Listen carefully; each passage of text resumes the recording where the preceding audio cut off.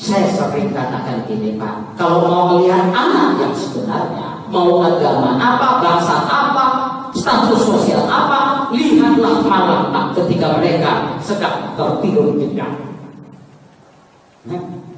Saya cengeng Pak kalau bicara anak, ya. Maka saya sering katakan Pak, dosa anak, dosa kita. Bahkan di agama itu Pak sebenarnya bukan dosa kita, dosa anak Pak.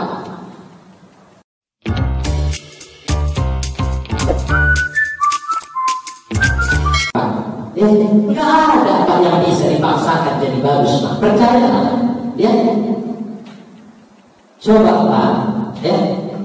Ada yang suka dulu mancing pakai bom apa Pak? Joran bom Cina nama itu Pak. Kita lari itu ya kan Pak kan? Potong, Pak, ambil minyak makan ya kan? Bakar di layar. Coba ini Pak, patah. Jadi merubah sesuatu itu nggak bisa dalam kekerasan Pak.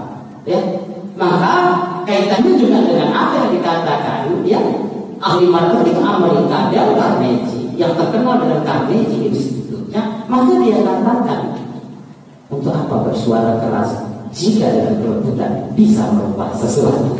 Itu sebenarnya Pak. Oke, kita kembali ke anak. Ini habis ini Pak sampai jam 6. Anak, jadi mohon maaf Pak, agak lama kamu sedikit Pak. Kalau abang tanya persoalan anak, kebetulan hanya beberapa orang di Sumatera Utara Pak yang menguasai benar tentang ini. Saya pernah ke materi di kantor gubernur juga pernah tentang anak ini. Dan saya memang konsep. Jadi yang tadi saya katakan bahwa tahun lalu saya harus ke Serang, anak saya pada mau kuliah ke Aceh, saya tinggalkan. Saya ke pengadilan negeri Serang itu dalam perkara membela anak di pengadilan. Nih sama Bung Lian ini. 1 bulan lebih saya di sana Pak. Idul Adha saya di sana. Ya. Itulah anak. Jadi begini, anak mencuri lalu tertangkap dipukuli dan yang mukuli masuk. Ya.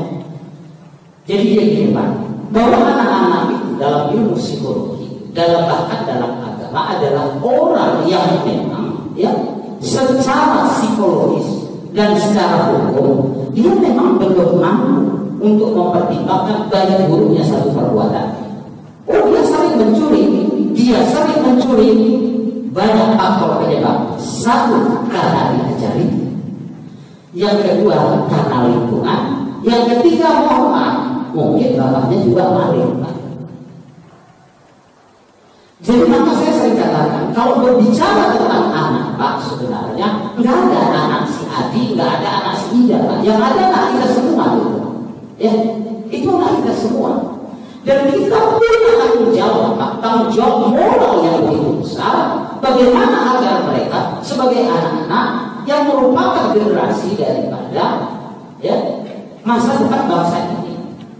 Jadi dia Pak, di Undang-Undang Perlindungan Anak itu jelas dikatakan Pak. Ya. Jadi dia dulu ada namanya Undang-Undang 3 tahun 97 tentang peradilan anak. Lalu udah sesuai lagi untuk peradilannya ya Pak. Lalu itu diganti dengan Undang-Undang 11 2012 tentang sistem peradilan pidana anak 11 2012. Namun itu akhirnya berlaku efektif 23 Juli 2014. Nggak jadi 2012. Karena ada beberapa pasal yang direvisi. Kalau itu sempat diberlakukan Pak, terserah polisi, jaksa, hakim paling banyak masuk penjara Pak.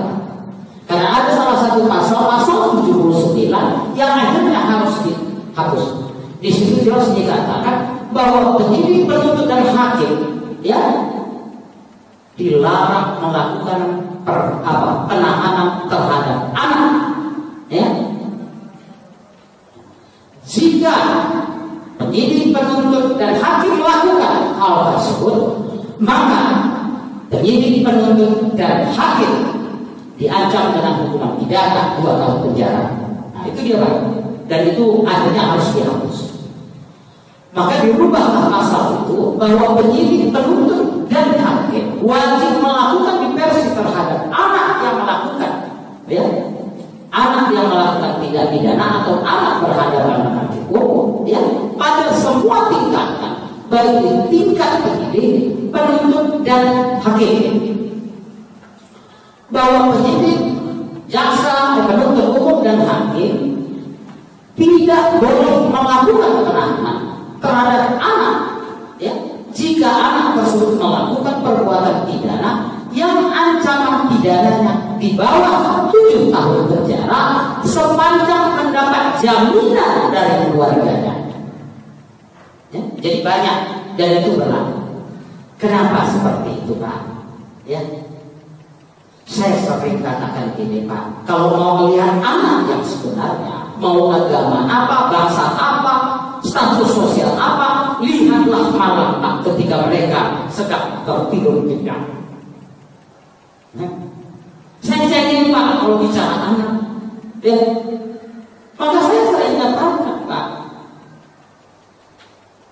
dosa anak, dosa kita. Bahkan di agama itu, Pak, sebenarnya bukan dosa kita, dosa anak, Pak. Artinya kita akan dimintai pertanggungjawaban di akhirat kelak terhadap apa yang dilakukan anak kita. Dari itulah maka kita sebagai orang tua harus bisa menjadikan anak kita menjadi anak yang baik. Kan itu cerita anak soleh, Pak, sebenarnya. Enggak semua, Pak. Tapi saya beritahu, Pak, nggak mungkin. Walau tidak semua. Nggak mungkin lah, Pak, anak buka main pogel tiap hari. Oh, anak kok mau ke masjid? Ada. Itu bahasa Allah. Ada yang bapaknya maling, anaknya ustaz, ya, Pak. Tapi secara umum, kenapa sulit? Gini dia, Pak. Dalam ilmu psikologi, Pak, psikologi anak, bahwa karakter anak itu dibentuk, ya, itu di 3 tempat, ya, Pak. Yang pertama adalah rumah, yang kedua adalah sekolah, yang ketiga adalah lingkungan. Lalu bagaimana presentasinya? Dia dibentuk karakternya 50% adalah di rumahnya, 20% di sekolahnya, 30% di lingkungannya. Oke, kita ambil contoh.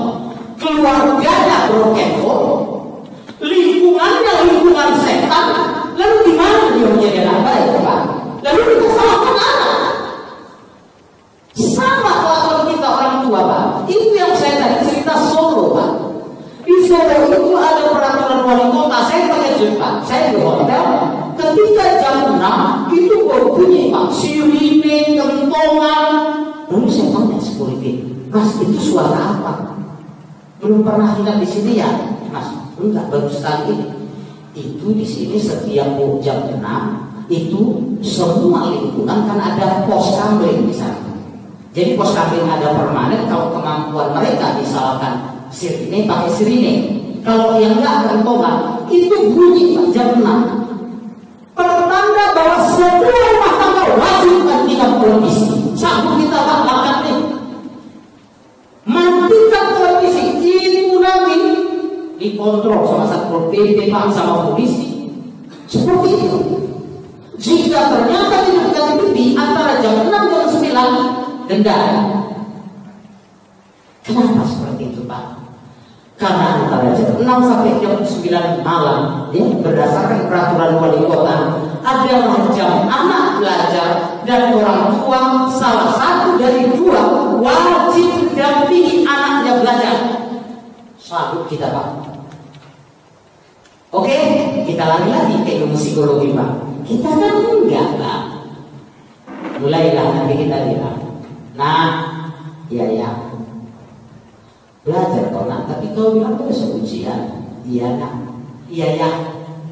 Nanti mamanya pula bilang, belajar kau udah dibilang sama ayahmu. Enggak juga. Si mama nonton sinetron, si ayah asik main handphone. Ingat, Pak, bahwa anak sifatnya meniru.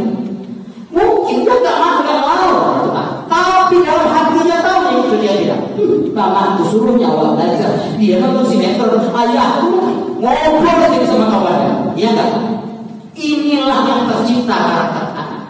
Maka di sana itu dibikin peraturan wali kota, antara jam 6 sampai jam 9 televisi mati, dan salah satu dari orang tuanya wajib mendampingi anak itu belajar. Makanya carilah Pak di internet, ya, bahwa Solo itu adalah salah satu kota madya dengan tingkat kriminalitas yang jarang bisa masuk. Memang banyak kriminalitas, tapi jauh lebih tinggi Pak, karena kebebasannya. Jadi itu, ya, makanya di undang-undang itu, ya, Undang-Undang 11 2012 itu juga dikatakan Pak, bahwa perkara anak bukan nggak bisa diproses, bisa, tapi tetap dilakukan upaya agar dilakukan mediasi. Itulah yang dimaksud tadi diversi. Apa arti diversi? Ya, diversi itu adalah, ya, menghindarkan anak masuk dalam proses hukum peradilan. Menghindarkan anak masuk penjara dalam arti kata berilah dia kesempatan untuk memperbaiki diri. Apakah terus itu? Tidak. Sekali dia misalkan terjadi perdamaian, nggak mesti setelah masuk kantor polisi Pak.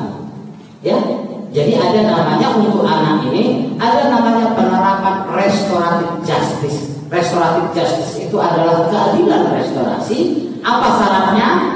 Ya, penyelesaian perkara anak di luar hukum, ya, melalui diversi dengan menerapkan restoratif justice. Syarat yang pertama, anak mengakui perbuatannya. Jadi ini melibatkan anak, ya, korban, keluarga dan keluarga korban dan lingkungan. Jadi yang pertama, anak mengakui, ya.